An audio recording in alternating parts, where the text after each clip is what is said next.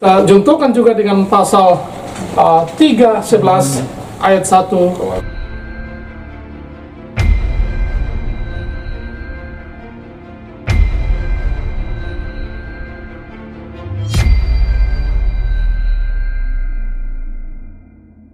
KUH pidana. Itu terkait dengan penistaan atau pencemaran nama baik.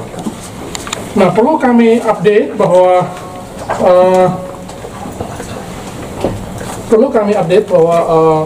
setelah laporan itu, beberapa waktu kemudian polisi menjalankan tugasnya secara baik, secara profesional sesuai dengan ketentuan KUHP, dan polisi telah memanggil secara patut Nikita Mirzani. Namun sebagaimana yang kita ketahui, Nikita tidak hadir, lalu kemudian baru hadir setelah ada peristiwa upaya yang dilakukan di rumah Nikita beberapa waktu yang lalu. Nah, teman-teman sekalian, dapat kami informasikan bahwa penyidik telah mengundang kami juga kemarin untuk melakukan upaya restoratif justice sesuai dengan surat edaran Kapolri tahun 2018. Namun sangat disayangkan bahwa terlapor dalam hal ini Nikita Mirzani tidak menghadiri undangan tersebut, sehingga upaya restoratif justice dapat dipastikan itu tidak dapat dilaksanakan. Terlepas dari itu, sebetulnya restoratif justice itu juga sulit dilaksanakan dalam peristiwa ini, dalam kasus ini, karena persyaratan materialnya, persyaratan materialnya kalau kita membaca surat edaran itu, salah satunya adalah, ini salah satu aja, salah satunya adalah bahwa terlapor bukan merupakan residivis, artinya bukan merupakan orang yang telah dipidana, diputus bersalah atas dugaan melakukan tindak pidana tertentu, jadi bukan residivis. Lalu yang persyaratan formilnya, tentu para pihak harus bersepakat untuk berdamai. Itu inti persyaratan formil daripada restoratif justice. Nah, oleh karena saudari Nikita Mirzani tidak hadir, dengan sendirinya upaya untuk melakukan restoratif justice itu gagal. Berdasarkan informasi yang kami peroleh, kami mendapatkan klien kami mendapatkan surat dari Polres Serang Kota bahwa status Nikita Mirzani telah naik dari saksi menjadi tersangka. Ya, dapat kami pastikan itu, sehingga untuk selanjutnya kami berharap bahwa Kepolisian Negara Republik Indonesia, khususnya penyidik di Polres Serang Kota, dapat menjalankan tugas dan tanggung jawabnya dengan profesional sesuai dengan ketentuan dalam KUHP, dapat memberkasi atau melengkapi berkas-berkas yang berita acara yang pemeriksaan yang diperlukan, agar segera saja persoalan ini naik menjadi dilimpahkan ke pihak Kejaksaan Tangerang. Nah, itu harapan kami. Mengapa ini penting agar polisi terus menindaklanjuti laporan ini? Karena ini ada beberapa alasan. Yang pertama, kita ingin memastikan bahwa setiap orang sama di depan hukum, ya, equality before the law, ya. Yang kedua, kita ingin memastikan bahwa tidak ada orang yang bisa berdiri di atas hukum atau above the law, sehingga dia boleh seenaknya menggunakan media sosial di luar batas kepatutan moral dan hukum dan kepatutan. Ya, ini yang kita ingin sampaikan, bahwa kita mendukung penuh kinerja positif penyidik dalam hal ini Polres Serang Kota, agar terus menindaklanjuti laporan kami, sekaligus untuk menjaga nama baik klien kami, Mas Dito, dan tentu nama baik semua orang yang berhubungan atau terkait dengannya, terutama keluarga besarnya, karena dituduh sebagai banyak omong, pemberi harapan palsu atau PHP di sana ditulisnya, dan penipu. Ini suatu tuduhan yang sangat serius karena bisa merusak reputasi bisnis dari seseorang, ya, bisa juga merusak reputasi relasional seseorang dengan sesamanya.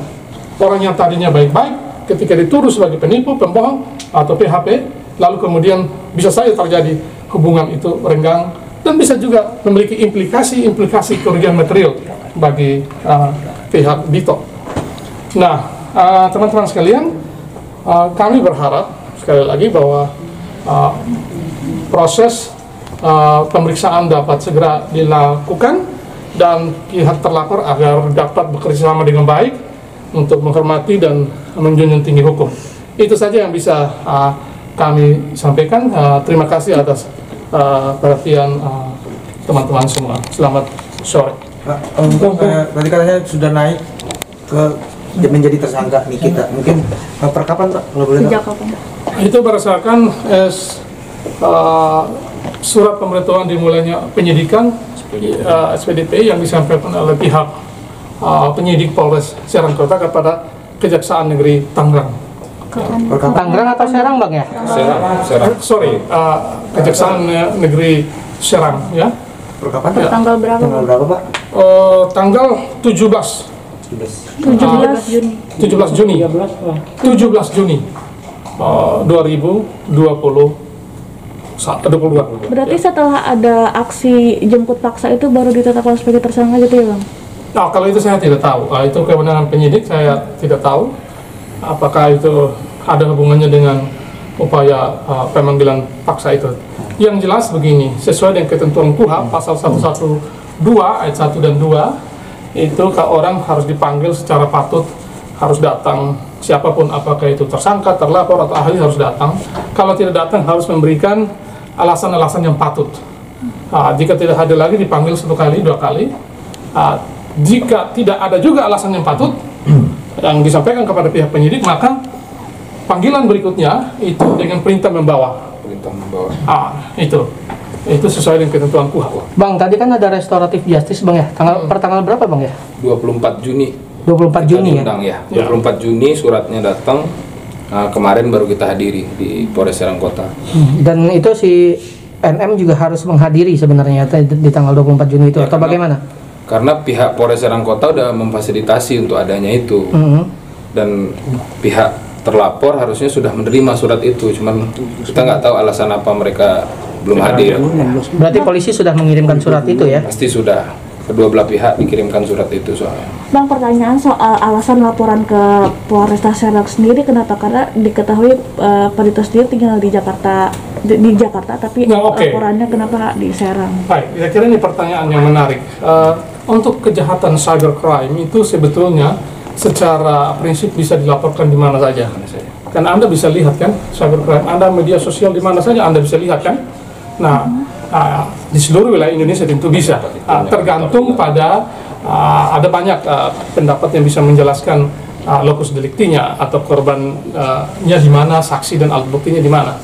Tetapi yang jelas bahwa kebetulan saja pada saat itu Mas Dito berada di Tangerang, Serang Kota. Lalu kemudian karena lokasi dia mengetahui adanya unggahan atau postingan dari saudari Nikita Mirzani tersebut kebetulan berada di Polres Serang Kota, lalu yang bersangkutan Mas Dito memilih untuk melaporkan di Polres Serang Kota. Itu saja alasannya. Berarti bisa laporan di mana aja walaupun tergantung Ketika pertama kali melihat postingan kan Bang? Bisa seperti itu juga, tapi bisa juga berdasarkan pertimbangan yang lain di mana saksinya terkait dengan peristiwa pidana itu lebih banyak ada di mana, atau korban dan pelakunya ada di mana. Itu bisa ada kemungkinan seperti itu. Betul, caranya gimana sih Bang?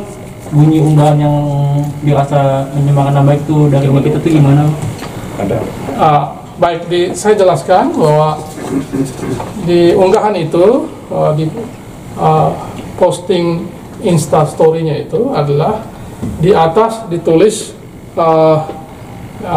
ini apa namanya Dito Mahendra, ya. Lalu di bawahnya ada foto atau gambarnya Mas Dito, ya. Lalu kemudian di bawahnya bisa dibacakan. Bentar, saya cari dulu. Di bawahnya itu tertulis, tolong dibacakan aja, saya nggak bisa. Abang Propam jangan mau percaya omongan yang ngomong banyak juga menipu atau PHP kepada para senior. Namanya Dito Mahendra. Ada anak panah, jika dilihat di foto itu ada. Kamera bang, oke tahan tangannya boleh digeser bang. Itu postingan kapan bang? Tanggal 15 Mei 2020. Tapi kan dari NM sendiri Gimana? Belum bang. Tahan bang. Dikasih bukti apa? Ini barang bukti sih nggak enak. Oh, oke. Ya, nanti kita kasih lihat ya. Bang, terkait ucapan, boleh sekali sama klarifikasi terkait ucapan yang kita jadi yang mungkin jangan percaya penipu gitu. Ada bantahan dari pihaknya Mas Dito soal tuduhan ini bang? Ya, kita sangat, klien kita sudah berbicara secara personal pada Mas Dito. Dan tentu Mas Dito sangat kaget dengan postingan itu karena klien kami merasa tidak mengenal orang ini. Tidak pernah berinteraksi baik secara personal, sosial maupun bisnis. Lalu tiba-tiba dituduh sebagai seorang yang banyak ngomong, menipu, PHP. Ya, saya kira itu tuduhan yang sangat serius. Ya. Berarti ada bantahan untuk menipu yang dibilang menjadi kejadian itu adanya teror di Ruhini kita yang diduga mungkin ke arah sini gitu, seperti apa klarifikasinya bang? Jadi begini, kita tidak ada melakukan hal seperti itu, klien kita tidak melakukan. Jadi kita bantah keras tuduhan-tuduhan itu, tidak ada itu. Dan kita juga tidak tahu barang-barang itu dari mana. Ya, kalau saudari kita Mirjani merasa memiliki peluang atau bukti, silakanlah mengambil langkah-langkah hukum yang dianggap perlu untuk itu. Ya. Jadi jangan sembarangan menuduh, itu berbahaya sekali. Berbahaya, menjadi fitnah. Menjadi fitnah, menjadi pencemaran nama baik. Tapi kan saudari NM sendiri mengakui bahwasanya tidak mengakui menjadi tersangka gitu. Ini tanggapannya gimana? Ya silakan saja, setiap orang tersangka itu punya hak negasi. Ingat ini, tersangka itu punya hak negasi. Dia boleh membantah bahwa dia bukan tersangka, dia bukan pelaku. Tinggal dibuktikan aja di kepolisian, buktikan aja di persidangan nanti di pengadilan. Boleh ajak video call Bang Dito mungkin untuk wawancara bareng. Sudah saya ini Sudah kita aktif ini. kontak, tapi tidak berkenan untuk bicara. Takutnya salah ngomong nanti menjadi lebih